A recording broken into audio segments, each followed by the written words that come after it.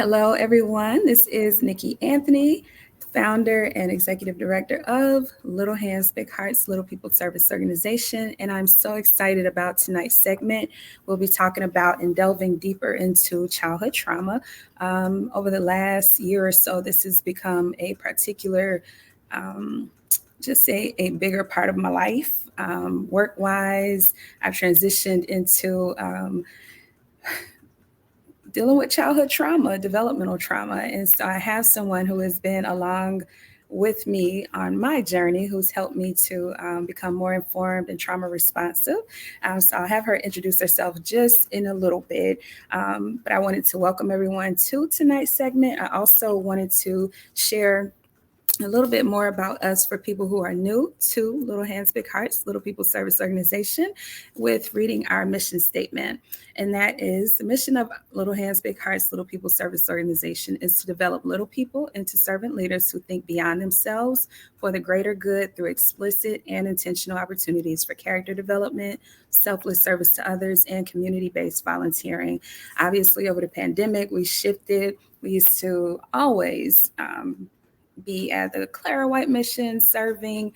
So we've had to shift, but in that shift, we've found a greater purpose and a greater responsibility to families of little people. So we've expanded our reach through programming like such that you're going to see tonight, being able to share information with families that's pertinent to making sure that we develop whole children. So I'm excited for you all to join us tonight. As we get started, I wanted to just kind of highlight the importance of this segment. May is Mental Health Awareness Month. And so we're sharing just different aspects of mental health that children experience. Childhood trauma is one of those, and it's very prevalent. Unfortunately, that information may not be as readily available to some families. So we want to make this information available for free, and it's going to be great information. We have a great speaker tonight. So tune in and stay engaged. Be sure to ask questions and tune in also because we're going to try and give you some resources and where you can start for resources. With that, I want to introduce the guest that we have tonight. Her name is Jennifer Bradstreet. Like I said, she has been a part of my growth as a trauma responsive leader in the community. And she's going to talk a little bit more about herself, share who she is and what she does currently, and just a little bit of her background. She has a very extensive background. So Jen, feel free to share all about you. Highlight reel. Thank you so much. It's such an honor to be here. And your mission really speaks to my heart. I've got little people of my own in my home. And my wish and hope is like, if you can be anything in this world, I want you to be kind. And I want you to be a servant leader. So just thank you so much for this space and opportunity. Just to tell you a little bit about me, besides being a mom, I'm also a licensed clinical social worker. I've worked in a variety of systems of care, from working in criminal justice and juvenile justice and child protection team. I've also worked in child welfare, in outpatient therapy, and then I've also worked in the hospital setting as well. And then my most recent position is I am the director of programs and operations at Hope Street, and also serving as our interim executive director. And our mission at Hope Street is really to create healthy families and communities. And we are committed to improving the lives of families and children. So I feel like we're very much in line with your work, and we're very happy to have you alongside us as one of our amazing trainers and facilitators. Thank you. So thank you. This organization has been probably one of the highlights of my professional career. I go to work every day that I work, believing in what I do, believing that this information should be shared. So I'm doubly excited to share with my personal organization, Little Hands, Big Hearts, all the information that's going to be shared tonight. So thank you again for joining us. And we will get started with the questions. So first, I want us to kind of set the ground for understanding tonight's segment. Could you define for us what childhood trauma is? Okay, so I feel like people often say it's difficult to explain like what trauma really is. It can be a variety of different things, but there is an official definition that I'm going to share with you all tonight with SAMHSA, and the National Child Traumatic Stress Institute defines trauma when a child experiences an intense event that threatens or causes harm to his or her emotional and physical well-being. What does that look like? That could be a variety of things, right? I mean, that's a very general, broad term. So that could look like child abuse and neglect in the home. That can look like exposure to natural disasters. It could be from an accident. It can be from even like things that are helpful, like a medical procedure and having prolonged stays in the hospital. Mm-hmm. What really resonated with me, after becoming a mom and like looking at some more of the facts is like, even if you look at difficult pregnancies and premature birth, that causes trauma and stress on the brain, not only to the mama having the baby early or having that difficult pregnancy, but also to the child too. Yes. And it can have lasting effects on how their neurodevelopment is and how that works. And it's all rooted in neuroscience. Yes. So I kind of want to, if we can caveat right there, that's a great place to stick a pin. So talking about how trauma can be passed down. So I hear a little bit of epigenerational trauma, that it can be passed from a parent to a child. And then also how the body keeps the score, basically. That's a resource that I want to make sure people know that they can read about and read up on. But basically how our bodies hold trauma, and it takes a while to process it. So if you never get into a space where you begin the healing process, if you can just kind of take that conversation or take us in that direction. Yeah, absolutely. So we're naturally wired to help protect ourselves. Like our bodies are amazing. Like we're wired for connection, we're wired for protection, we're wired for all of that. So like we have ingrained in us this fight, flight, freeze response, or even fawn to protect ourselves. And that's a great thing when we're back in prehistoric time and when we're trying to escape like big woolly mammoths and other predators. And that, I mean, that's great. You get those superpowers almost. Like you hear about moms lifting up cars to rescue their kiddos. And it causes this cortisol and it causes this increased stress response. Mm-hmm. But if we have kiddos, if we have families that are under chronic stress, they're just always got this cortisol circulating throughout their body, right, causing this inflammation and causing this toxic stress and this chronic stress. Mm-hmm. So I love this visual that we always share with people, and I'm not as good at it as my co-facilitator, but I'm going to try. You correct me. So if you've ever heard the term, you flipped your lid, that actually there's science behind that, right? So this is our amygdala. And when your amygdala, gets hijacked, and that is when you experience those stressful experiences that cause you to go into fight, flight, freeze, or fawn, it goes like this, right? So if you're watching, do your hand like this, that means that you're in stress mode, right? It takes a lot of intervention for us to go back down, for our amygdala to come to a place of calm and rest. So talk about maybe some of the strategies that a parent may practice with a child that's experienced hijacking, amygdala hijacking. Oh, yeah, absolutely. So at Hope Street, we provide trauma-informed care training and coaching, and we use the framework of trust-based relational intervention, which is an evidence-based intervention that really is designed to meet all these complex needs and holistic needs of children and that have experienced adversity or this toxic stress. And there's 3 different principles that are part of TBRI, which is for short for trust-based relational intervention.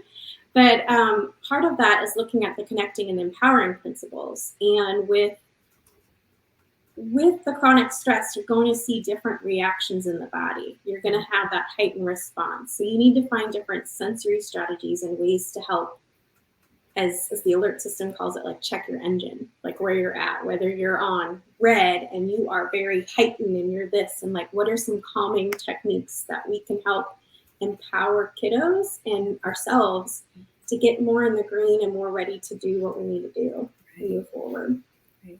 And I want to kind of highlight that TBRI, trust-based relational intervention, is for everyone. This is not something that we just do with children, because the bottom and the basis of it, the foundation of it, is relationship. So it talks about being able to heal from developmental trauma through relationship, because relationship was broken and trauma was instilled and brought about because of broken relationship. So this is something that you practice, but you are one of the tenets of trauma-informed care is giving care, but also being able to receive it. So this is that relational aspect, that you're not just a giver in this dance, you're also a receiver. You're learning how to be vulnerable as a parent, as an adult to a child who has experienced trauma. So keep that in mind. And she talked about being, in the red, and that's not necessarily being mad. If you want to clarify that, Jen, real quick, it's not necessarily that you're mad, because you can be exerting energy. You can exert energy and you're excited. You're just excited, so don't think of red as a negative color. I think the school systems kind of level things coming out of the school system, and they level things like red is always a negative color. It's not necessarily negative in TBRI. It's saying that you're just really excited for some reason. So if you want to clarify that and kind of give the degrees of the colors that we talk about. Oh yeah, absolutely. There's different ways to kind of like check where your regulation is. Just engine check is one way that the alert system had developed. There's different ways that you can do it just to help communicate what a child or a person, anybody, like you said, this is for anybody, how they're feeling within their body. Like that red. So glad you clarified that it's not just being angry. It's feeling like very energized, like you're kind of like all over the place. It's that like excited energy. It could be sad, it could be frustrated, but it can also just be kind of like, I've got a lot of things going on and my mind's racing and it's hard for me to sit still and do what I need to do. And then green is kind of just, you're in that regulated state. Like when I mean you're calm, you're ready to go, you're ready to be put into action. Like you've got clear thoughts, clear mind. And then blue is really low energy. I think blue, just like how red is associated with mad, you think about blue, you think about being sad and low, but that can just be low energy. Like you had a rough night and you're tired. You're tired, right? Right. So if we were to translate this to maybe someone who has a student with a disability, what might a student who's constantly in the red be battling or dealing with disability-wise, if that makes sense? What are some strategies to them? No, just what might a disability for a student who's constantly in the red be? Just an example. I mean, they're having difficulty paying attention. They're very fidgety. They might be very impulsive. They might be using their hands inappropriately. I'm thinking like a student with ADHD. Yes. Yeah. Okay. All right. Absolutely. And maybe the opposite of that in the blue may look like a student with ADD, or like very withdrawn, not participating, very sluggish. I would say seeming very tired, not being a part of the class. But yes, I would say like more of that, more quiet, inattentive versus like the fidgeting and the impulsivity. Got you. Okay. Thank you. Yeah. So let's look at the next question. Why do you think it's important to be mindful and to be cognizant of trauma in families? Well, unfortunately, it's a very prevalent matter. They estimate, I was like pulling up the statistics, and it says that more than 2/3 of children reported at least one traumatic event by age 16. That's a lot of kiddos. And just being mindful of that. And there's different ways, like as much as like parents, family members, as caregivers for kiddos, we want to protect them from every possible adverse experience, right? But it's important to kind of be mindful of the risk factors and ways that you can protect your family and can create more resilient children too, by creating that safe space at home, that they feel comfortable to talk to you about that you're educating them too and empowering them with the right words. There's different ways to kind of, being mindful of like who's in your life. I know growing up, like I heard a lot about stranger danger, right?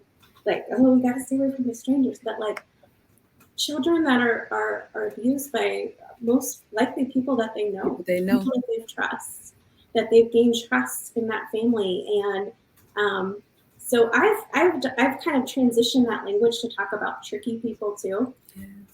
I mean, we want to like that we don't keep secrets in our family. we can have surprises, but secrets can carry other meanings too. That's really good. That's really good. And that like adults are never going to ask, like if they're out playing, because like we want to allow our kids to play, we want them to have fun, we want to experience what we experience playing outside, but I like to teach them about tricky people and say like, look, an adult doesn't ask a kid for help. Coaching them with those right words. Right. Like a tricky person might be asking them to help them find their dog. Something like that. Like, you know what? Well, I'm going to go get my mama, or I'm going to go get my granddaddy, or I'm going to get this person, and they'll help me. Exactly. And that's also a part of trauma responsive care, in particular TBRI, developing language. So giving children, and language is not necessarily your ability to articulate. Language is your understanding of what's being said, how you take it in, and how you give it out. So just keep that in mind, parents. We talked about this time last year, we talked about child safety. So I will be sure to circulate those YouTube videos on our page again, so you can hear more about safe adults and unsafe adults and how to have those conversations, but also tune into what Jennifer is saying, that is very important for us to be mindful to teach our babies about those secrets. What did you call it? Secrets versus, what was the other one? Oh, Surprises, yes. Yeah. Secrets versus surprises. It's okay to have surprises. Like you want to we don't want to tell dad what we're getting him for his birthday per se, but that's a surprise. That's not a secret. Yes. And I'm just gonna jump on my child forensic interview background for a second, just to highlight on that safety.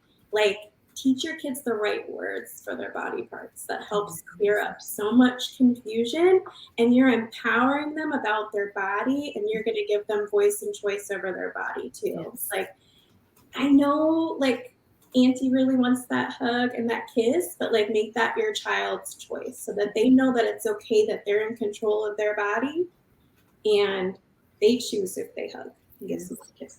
Thank you for that, because we talked about that also, having autonomy. Like, I should be able to say, that I don't want to hug auntie or uncle such and such, and you make other people respect that, because when you break that boundary, then that just opens the door to so much more that can be damaging in the future.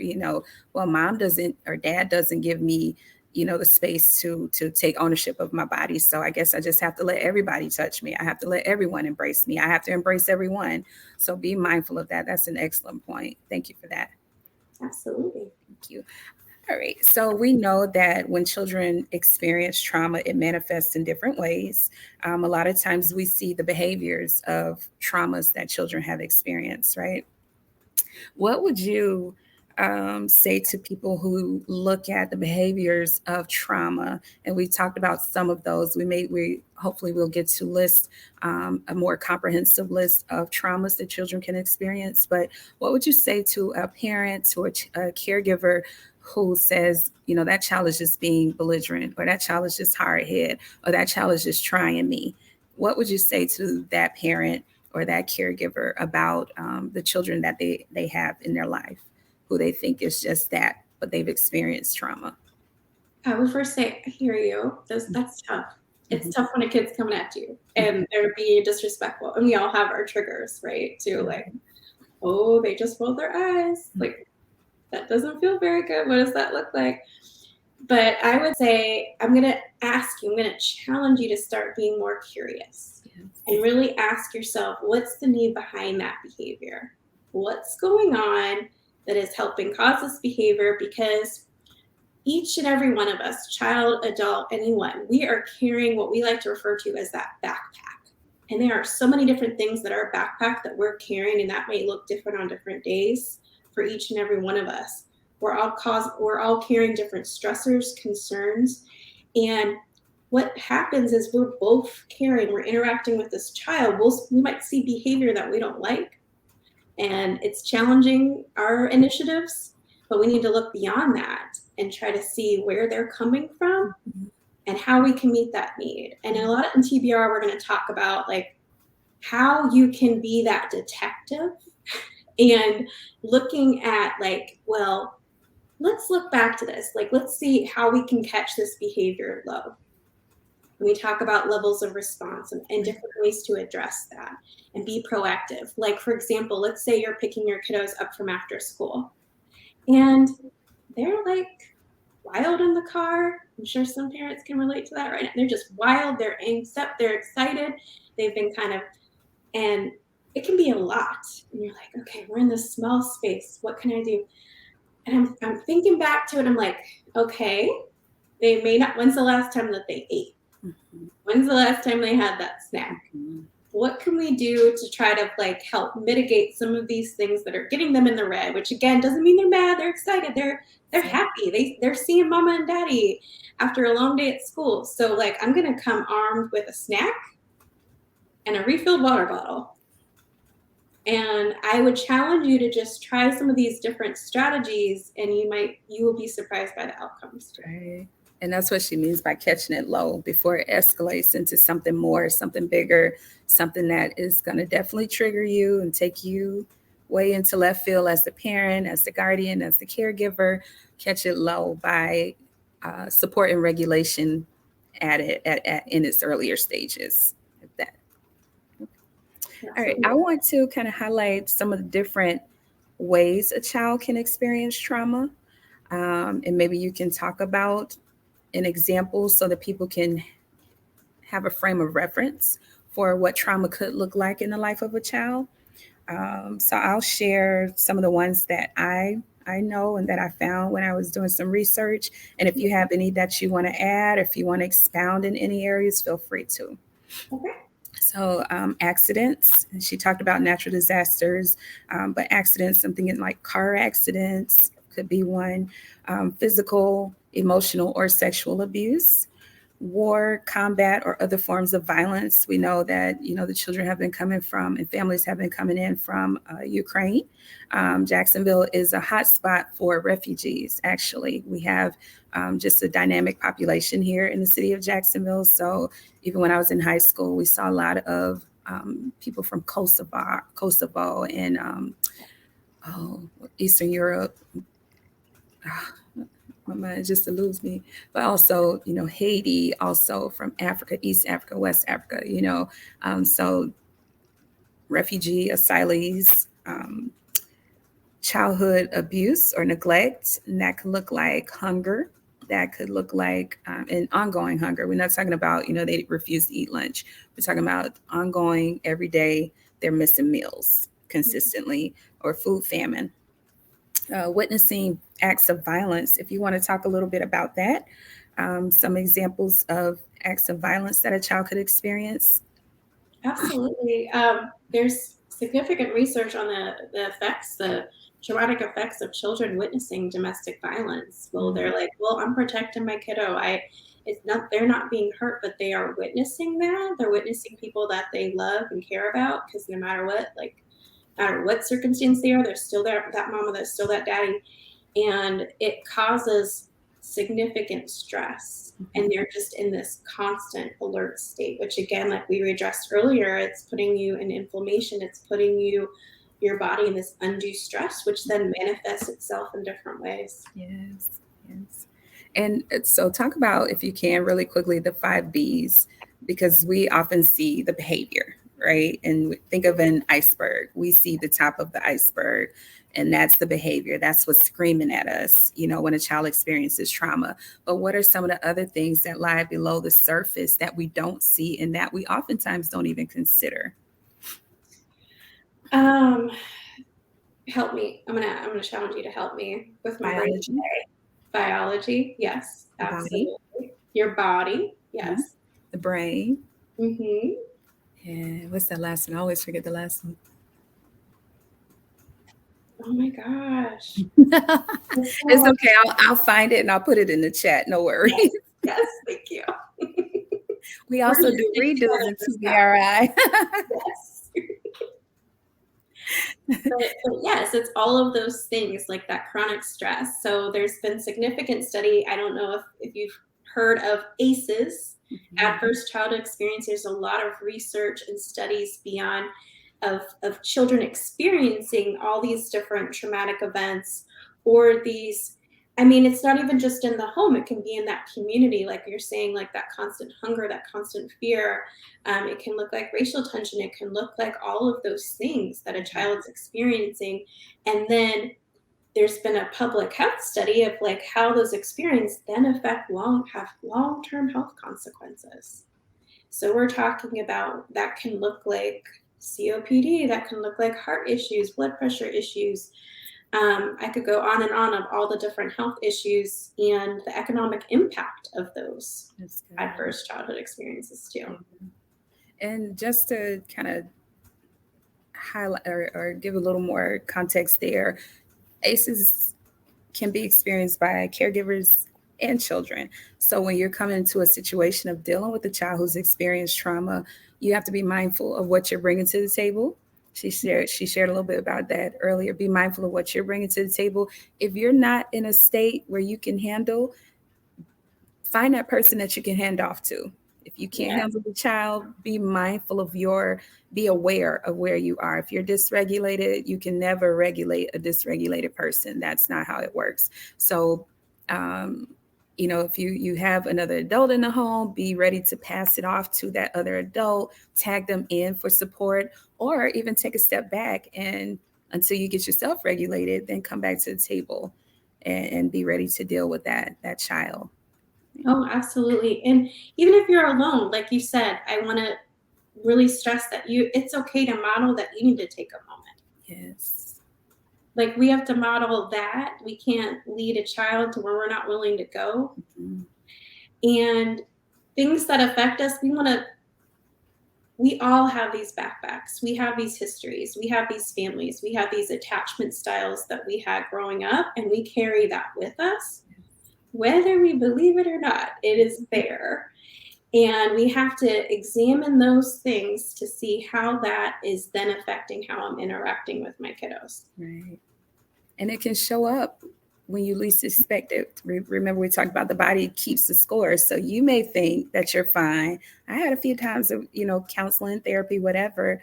But until you've really, really dug deep and explored your own traumas, you don't know what what could happen when the right trigger hits, so just be mindful of that.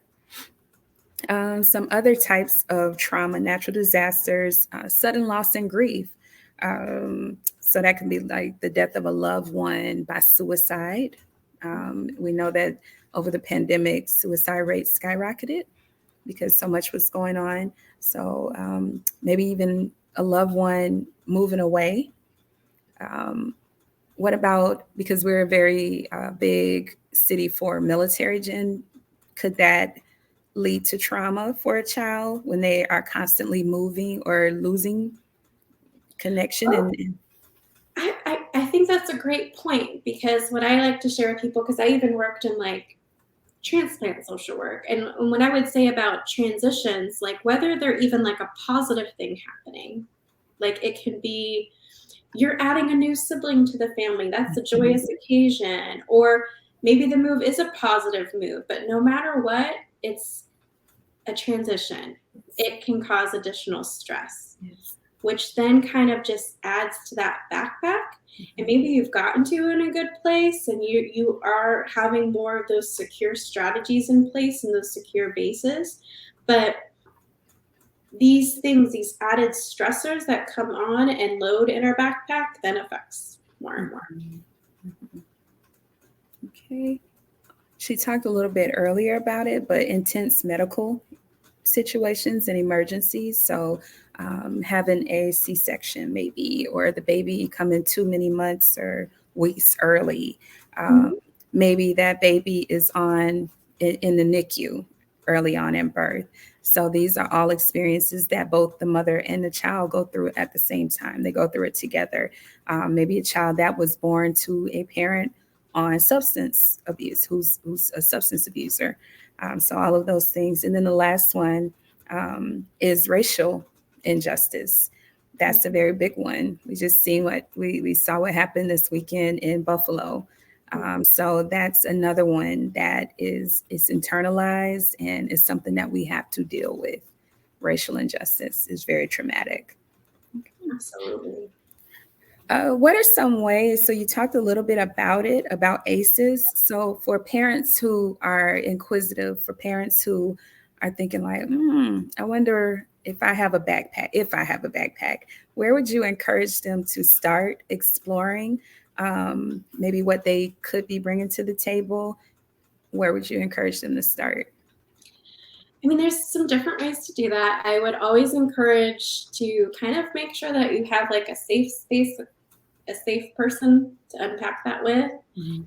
There might be therapy that's needed to kind of unpack some of that childhood trauma that maybe you didn't realize, or you kind of put away, and you didn't and I just really would encourage to make sure that you have like a safe person, a safe place to then unpack that with. Mhm.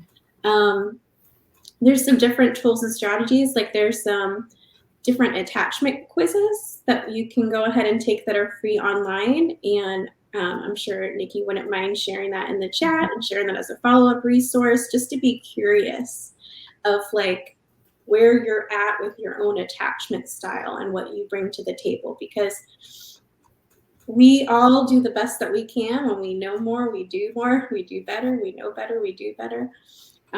So I would just encourage that knowledge is power in that. Yes. Thank you.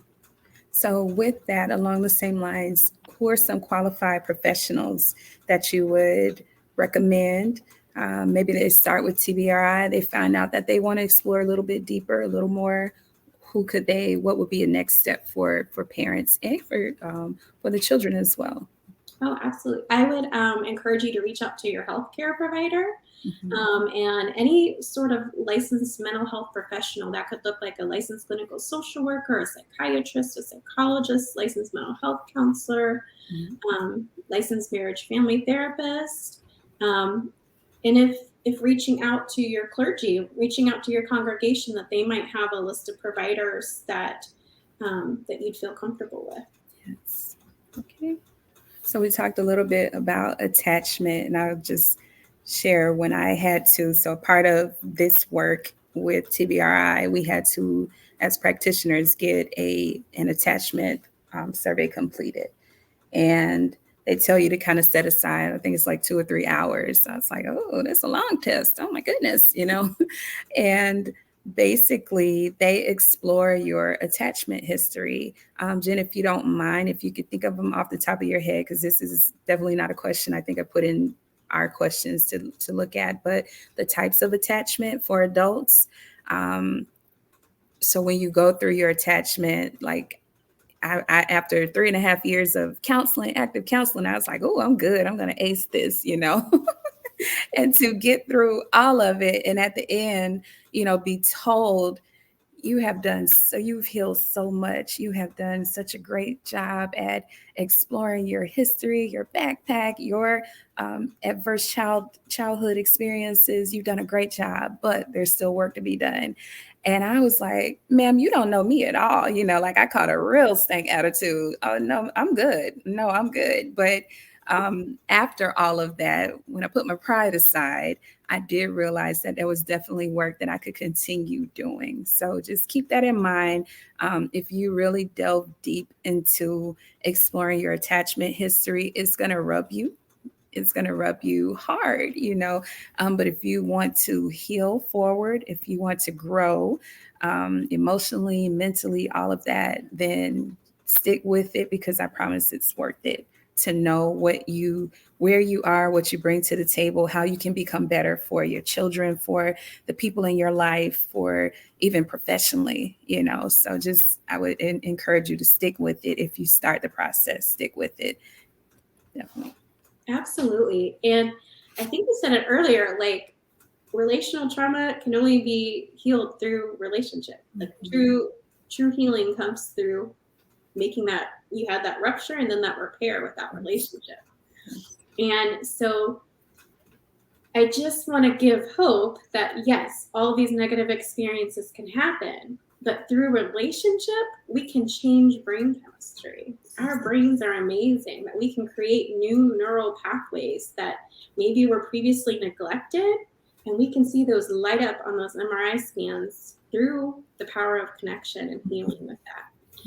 And as you dig into your attachment style, you might see things that you had previously growing up that you're like, you know what? I found healing through faith. I found healing through more positive relationships, whether that was intimate or friendship or anything of that nature, and how you saw that healing. But like, it is still helpful to know where you came from, because I'll tell you, when you're under stress or you're in that trauma reaction, you're going to find yourself kind of slipping back into some of those patterns. Like a dismissive is one of the attachment styles, and that can look in a lot of different ways. It's just like, and being a dismissive parent doesn't necessarily mean like you're a neglectful parent. Don't get me wrong on that. It can just mean you're very task oriented. You're checking that list off. You're not really working on that relational side, but you are meeting those needs. And that can look like a lot of different ways. And a lot of times that's out of necessity too.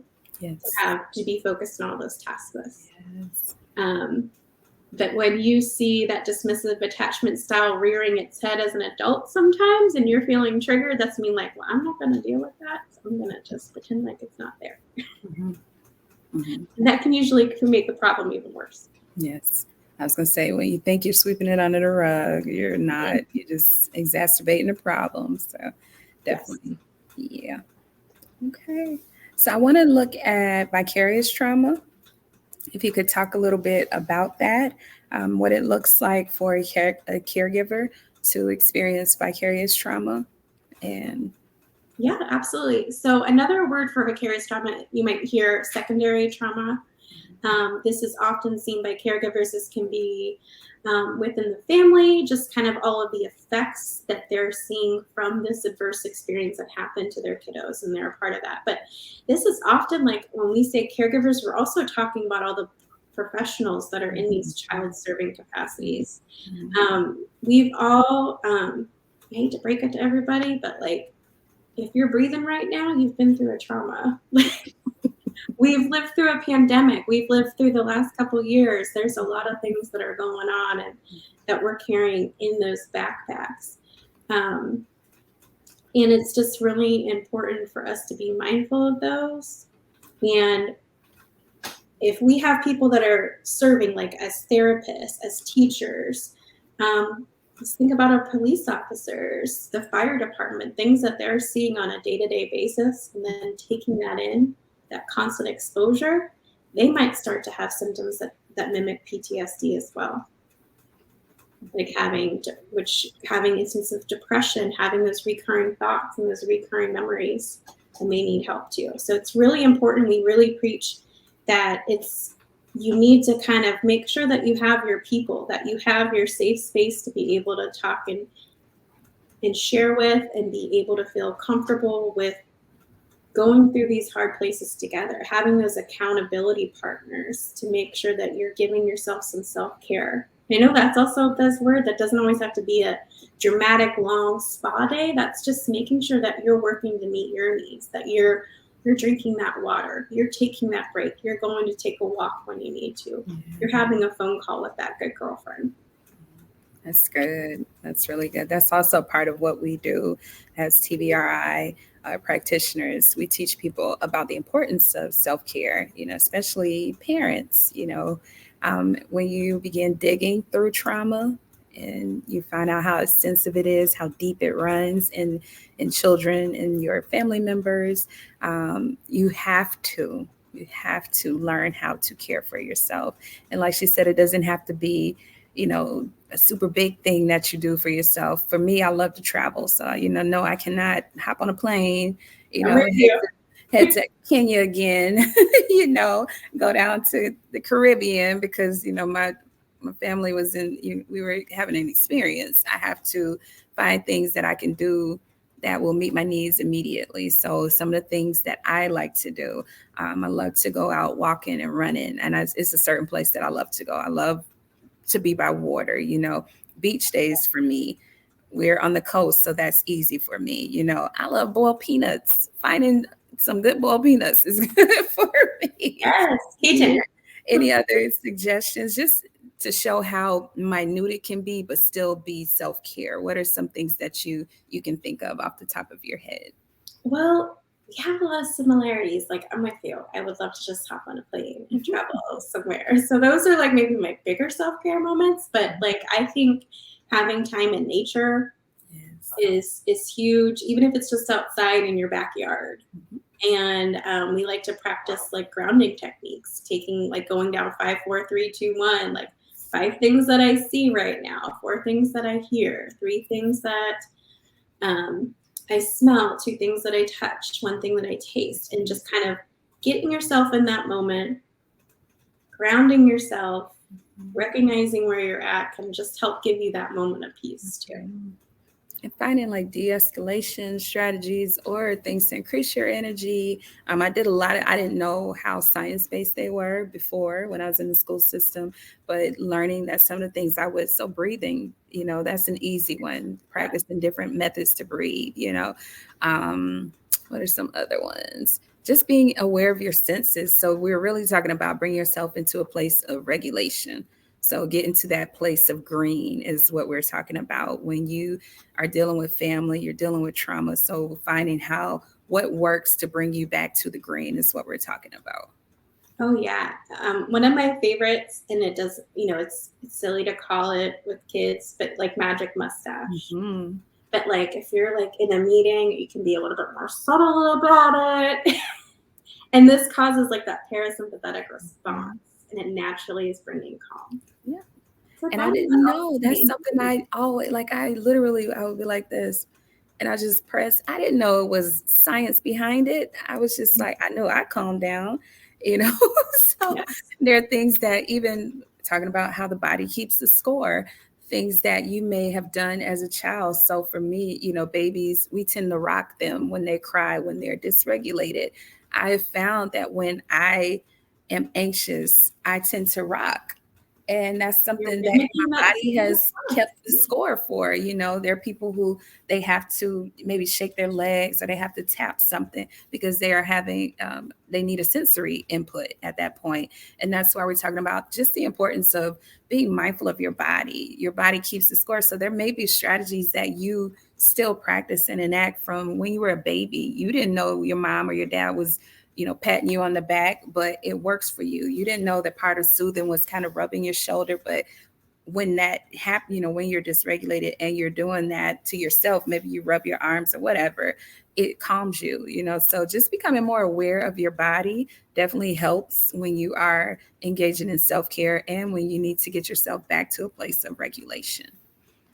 Those are such great points. Like, thanks for making sure that we cover that because that is so key. And it's just how we're wired because at those times, like parents don't know that they're doing it, but they're teaching their babies regulation. They're regulating with them. Mm-hmm.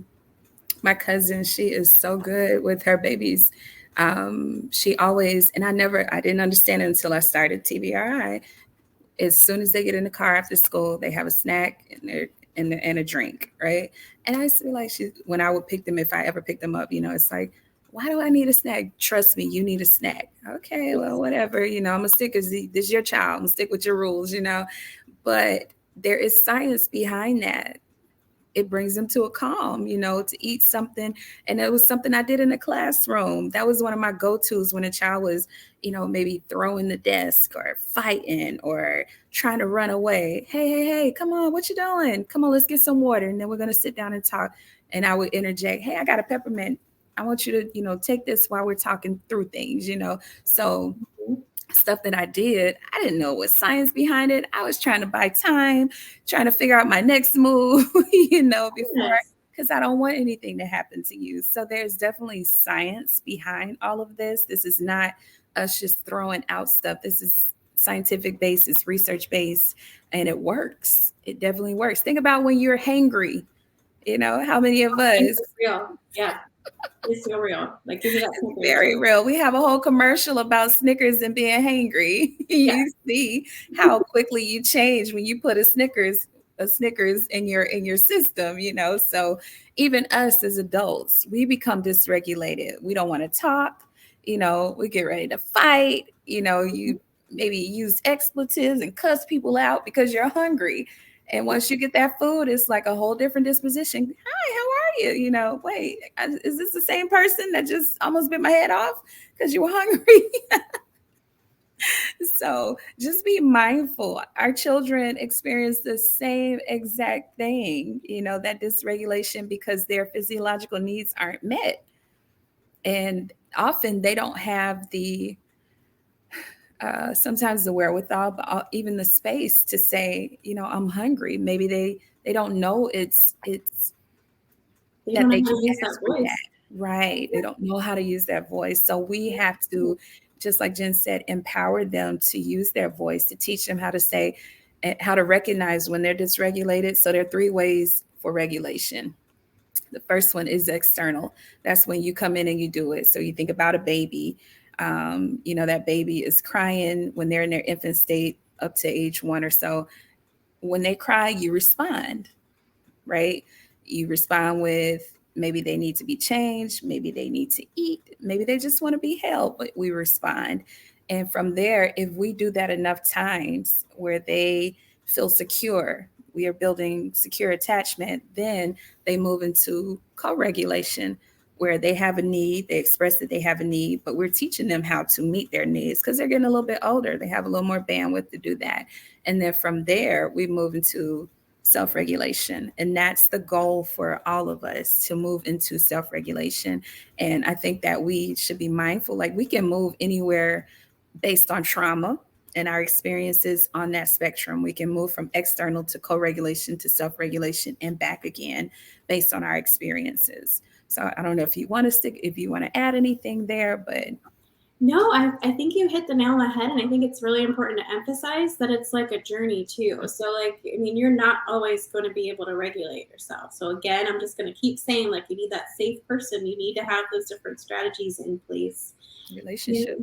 You might need someone to help calm you down. You might need someone to talk to and be able to get those feelings out that you feel safe with, that you can kind of have a check-in. Yes. Yes. So parents, work on that.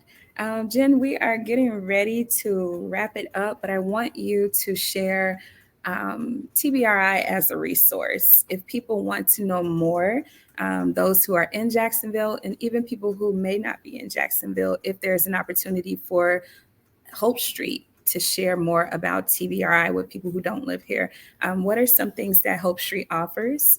How can Yeah, people I find would love for y'all to check out our website, www.hopestreetinc.com. And on our training and events page, you'll see a variety of different options that we offer. I really recommend our 2-hour TBRI intro and overview, just to kind of give you a little taste of all things TBRI. And then we have different deeper dive offerings, like an 8-hour, and then we have different follow-up coaching sessions on all the different techniques and strategies. So we really try to make it to help customize that need. And thanks to our generous funding from the city of Jacksonville and Kids Hope Alliance, we're able to offer all of this amazing training for free. Mm-hmm. So all you have to do is register with a training account. There's instructions and a little graphic that you can check on with our website to kind of walk you through that process. And I will say a positive thing with the pandemic is I learned about Zoom. And so, as we said, we have these virtually. We are going to transition to having some more in-person offerings too. But we got this cool new gadget like this owl. So we're hoping to have hybrid. So we want to just meet you wherever you are, meet that need, and that we're available for these training and coaching sessions.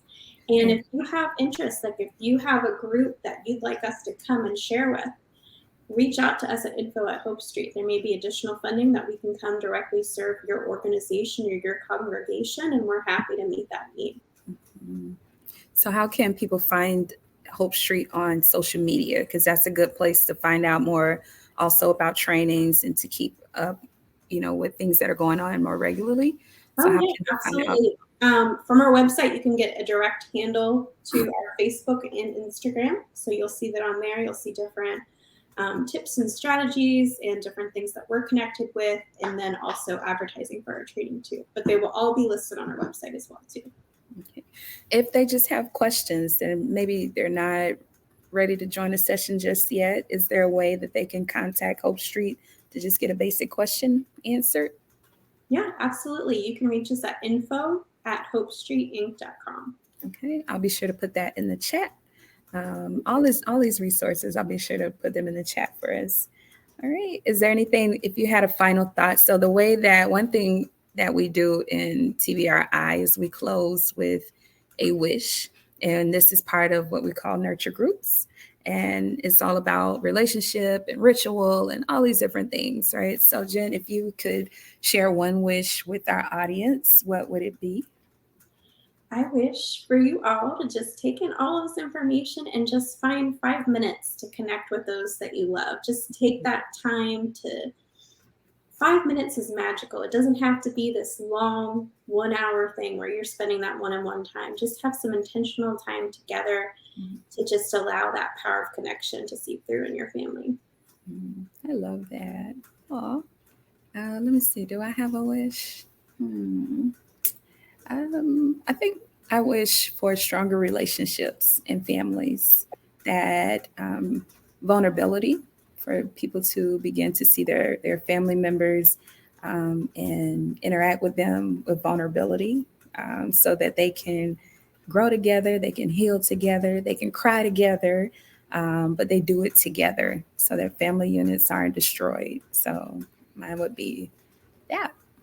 I love it. We're created to connect. That's how we were created. Yes. We're meant for this. Yes. So as far as us, I want to share just a few things. We've wrapped up our Haiti drive. So items will be shipped out, I think in July. They'll be going. So stay tuned for pictures on that. We will be doing more with the orphanage in Kenya. So if you all would like to be involved in that, please stay tuned, because there will be opportunities to get involved with that. We have a really big project coming up in the fall, and we are actually planning an HBCU college tour. I'm excited about that. So a lot of stuff coming down the pipe. Stay tuned via social media. You can find us on Instagram, on Facebook. Our YouTube channel everything is at Little People Serving, no spaces. And also on our website, www.littlepeopleserving.org. That's all I have. Jen, if you don't have anything else, I think we'll call it a wrap. I was just going to add one more thing that I completely neglected to say, that TBRI was founded by Texas Christian University, Karen Purvis Institute of Child Development. So I'll ask Nikki to share that in the chat, that they have a wealth of resources as well, and downloads and materials that we're happy to share with you. Yes. We look forward to connecting with you all more. Yes, they do. And I love to plug they have a podcast, and they also have a YouTube channel. All you have to do is type into YouTube KPICD, those letters, and it'll pull up their YouTube channel, and you can learn more about TBRI intro. They have different languages that the content is available in. So obviously it's not exhaustive, but there are various languages that you can find the content in, and they are just a wonderful group. We actually had two of their trainers to come this past week. We have a wonderful tight-knit team that works together to get this information out. So definitely check them out, the KPICD, Karen Purvis Child Karen Purvis Institute of Child Development. We're going to have names at these people. So they're TBRI, KPICD, TCU. All these acronyms. Yes. So definitely check them out. Check out their YouTube channel and check out their podcast, because they keep the information updated, I think, especially via the podcast, and they just have really good information. So thank you all for joining us tonight. Jen, thank you so much for being with us and for sharing. I've enjoyed this. I would love to come back and share more, but I also want you all to take advantage of the offerings that are offered by Hope Street. I want you to take advantage of that. If you're a faith-based community, there's opportunities for more TBRI facilitation through the faith-based community. Also, like she said, info@hopestreetinc.com. You can email to find out more about that. So that's all. Thank you so much. Y'all have a wonderful night, and stay tuned. We'll see you later.